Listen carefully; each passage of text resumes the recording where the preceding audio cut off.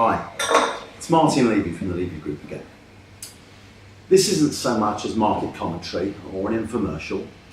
It's about a tale of disrespect and perhaps an invasion of privacy and dignity. I was introduced to two English guys operating a business out of Boston, Massachusetts by a trusted broker from the US with whom I've conducted business previously, and very successfully, very cordially and very professionally as well. These guys, who of course I'm not going to name, were taking, and maybe even have taken the space by now, a suite of offices in the fabulous Tower 42 on Old Broad Street. You know the one? It used to be the NatWest Tower. I would love to have done a deal in that building because I've never done one in there before, but life goes on. But in over 40 years in this business, I've never yet come across two more arrogant bullies in my entire life. Forget the age gap. I'm in my 60s, they're in their 30s.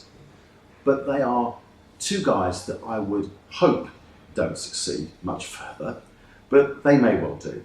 But if this is the way they treat and disrespect advisors, then I'm well out of it. And I walked away from a fairly significant fee for doing business for these fellows. I just felt that no client or fee is compensation for an unforgivable and unacceptable way one was treated.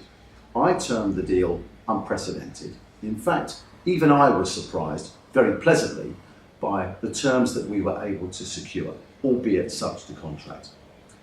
But it was one of those situations where I was unable to make a meeting. So I sorted out one of my colleagues, a very trusted colleague, a very experienced colleague, to go along to have the meeting. And fortunately, that colleague knew the landlord's asset manager intimately. Very, very good contact to have. And I felt the meeting went well in my absence. I was traveling to the States on business. But I got back to find out how it went.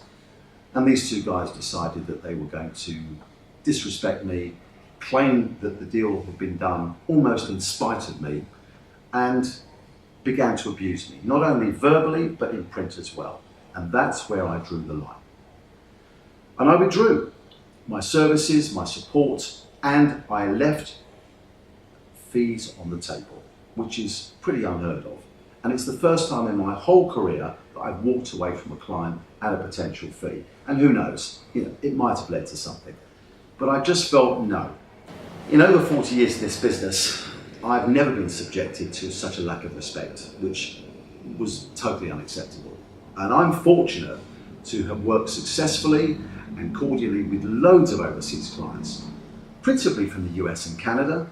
And I think over a period of time, more than 25 years, I have a thorough understanding of the differences and the similarities in culture between the US and the UK. But these guys were English, and they have no excuse whatsoever.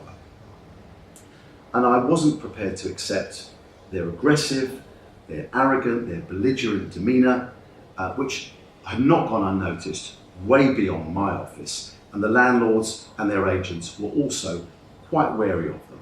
But business is business, life does go on, and we're looking for better luck next time.